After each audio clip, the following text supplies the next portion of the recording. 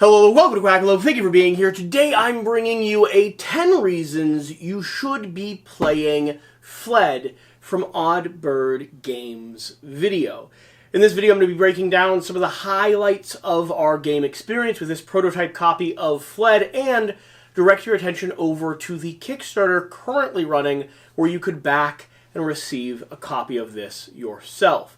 Now, for the record, this is not a sponsored video, and none of the content we're making with Oddbird is sponsored. However, I am a fan of their previous titles, so I'm biased because they've made good stuff in the past.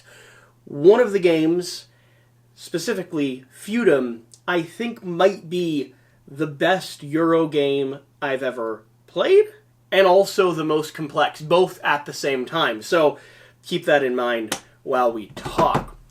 Fled. Fled is a interesting domino-style tile-laying game where you're doing your very best as a variety of prisoners to escape from the governor or the evil clutches of law enforcement. Now, this isn't set in a modern-day timeline. Instead, this is set back during the potato famine in Europe, or Scotland and Ireland and those type of Lind locations that my ancestors come from. And during that time, people were being locked up for any number of things. Stealing a handkerchief from a rich old man so you could sell it for bread for your child, or pickpocketing a few pennies off of the same rich old man so that you could buy yourself a little potato and boil it in a pot of water to mix in with your rock or stone soup. There wasn't a lot of food, and everyone's doing everything they can to survive. The government is cracking down and throwing you into prison, and historically,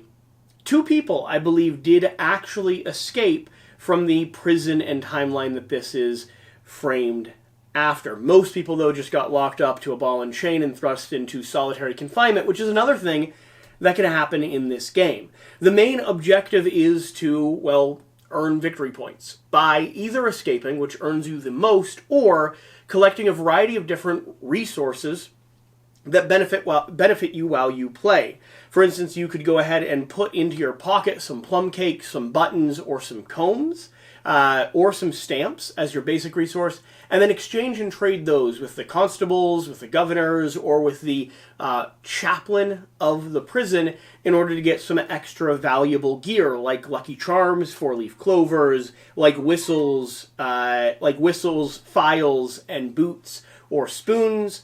And, of course, you have some of your golden items as well, like golden keys that'll help you move around the tableau. The course of play is going to consist of you having a hand of 5 tiles, playing one of those tiles down into the domino pattern we have here, matching one of the rooms and making sure that the entrances, doorways, windows, arches match up as well. And then using 2 of your tiles to take corresponding actions, like keys let you move through locked doors, spoons let you dig through tunnels, and if you're in a space related to where our map chart or our day chart up here indicates, you can go ahead and hide and secure some of the various goods that you're looking for, like buttons, stamps, and other things.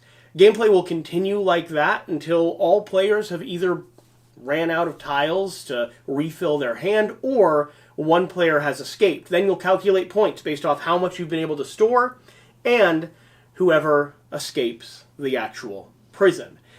At the end of the day, you're looking for, I don't know, maybe 7, 8 points total, so every little way you can eke out a victory matters. This is a tight, highly strategic game that plays very, very quickly, and I think will only get better and more complex the more you play it.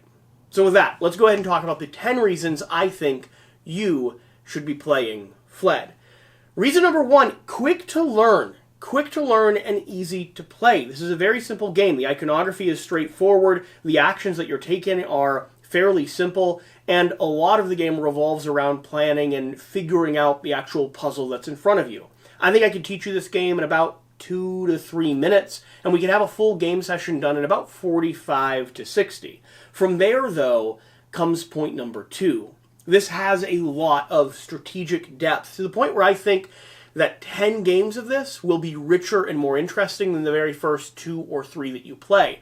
So, one of the reasons you should be playing Fled and not just owning Fled or watching other people play Fled is because the more you play and the more you play with the same group of people, the more you realize just how much depth to the tile placement, to the resource management, to the actions that you have available to you, just how much strategic depth there is here in this puzzle. It seems simple, it's easy to table, and yet at the same time, it's very, very hard to master or win. Point number 3 is going to be talking about the thing that I cannot read. So I'll come back to point number 3 at some point in the future, but it's got a fun theme. Point number 4 is the theme of the game. Now, it kind of ties with point number 5. The theming is that you're, well, racing through a prison, trying to redirect the constables or the governors to catch other people, and trying to get your way out of the prison wall or gate. It's not about locking anyone up. Instead, it's about the exact opposite. And yet, it's still set loosely in a historical time period, a time period where unjust laws and crackdowns on people that were already starving and struggling to survive were common. And so you have a chance to go through and learn a little bit about the history while you're actually sitting down and playing a game. For me, anything tied to historical context or anything that has that edge of reality to it gives me an opportunity to not only learn, grow, and teach, but also I can experience and think through the game a little bit more as I play. I do have to say the prison that we built is a chaotic mess, and there's no way it would actually be structured like this. However, our solitary confinement is surrounded by offices, which I think is the most hilarious thing ever, because you know they all just are sitting there listening to this guy screaming his lungs off as his mind's driven mad because locking people up in a room by themselves for days upon days upon days upon weeks is literally akin to torture. Watch a Mr. Beast video if you want more information on that. And yet these guys here are just kind of hanging out, observing, and listening to his pleads echo off the chamber walls. Let's move down to point number 6. This game has a small footprint. It's easy to travel, carry, play, table, and it doesn't take up much space. So if you're looking for something that can fit easily on a shelf and can be played quickly and simply on most any dining room table, Fled is going to be one of those games that you should be playing. Quality components.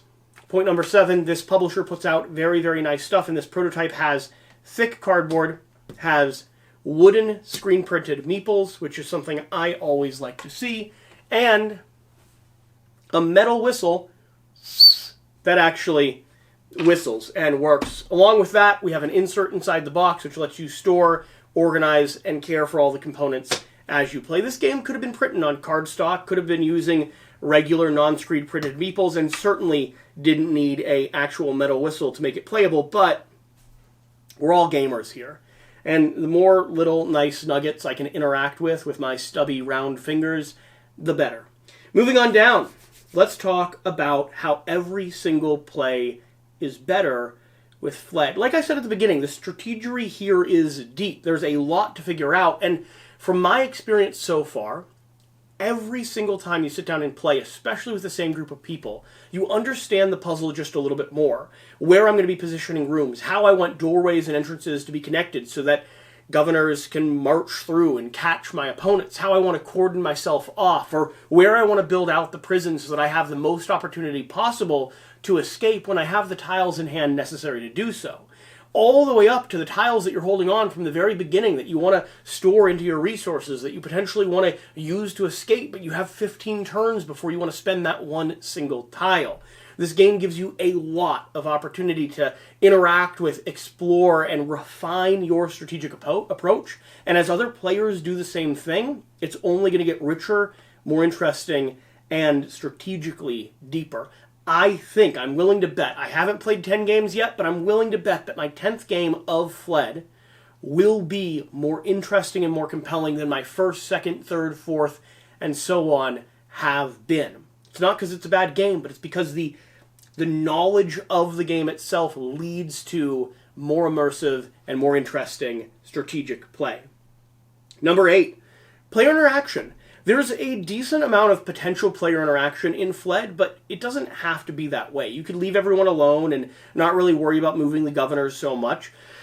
Or you could build out this catacomb of a maze, opening doorways that allow governors to go capture your opponents, blowing whistles to send them on helter-skelter races throughout the prison dungeon that you've created, and cutting off their exits and making it so they're as tight, squeezed in, and limited as possible.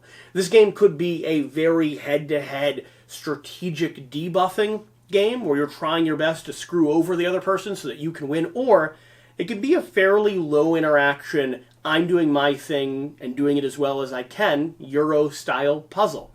I like that both opportunities are here, and depending on the game group you're playing with, I think that atmosphere will change a lot. Moving on to point number 10. And we'll circle back to the point I can't read on my card in just a moment. This is an indie publisher. This is Odd Bird Games. This is a publisher who's put out one core game and a variety of expansions for that game in the past. That game, I think, is fantastic. But if you want to support someone on Kickstarter, if you want to support a publisher in our industry who is doing really, really good work, producing really, really good quality games, game components, rule books, etc., and you want to see them continue making games in our space like I selfishly do, then you should support them. You should support them by playing their games, by picking up a copy, by getting it to the table with your friends, and convincing them that they need to go home, study, and learn so they can beat you next time because you're the master of this game. The point that I couldn't read, I still can't read. I wrote Donurses. I'm not sure what it was supposed to say, and my stalling attempt to give me time to figure out exactly what it is that I wrote down has not worked. So with that, those are 9 reasons why you should be playing Fled from Odd Bird Games. Like I said, if you're watching this during the active Kickstarter, swing over there and give them a back. Support them, help make this game come into existence. And if you're watching this sometime down the road in the future, 1, thank you for watching. Hit that subscribe button down below. But 2, find a copy of this, either on Odd Bird Games' web store or at your favorite local retailer, because hopefully people have picked this up and got it on the shelves. Either way, whatever you do, remember to do the important thing, write clearly so that you can read what you've written. We'll see you next time.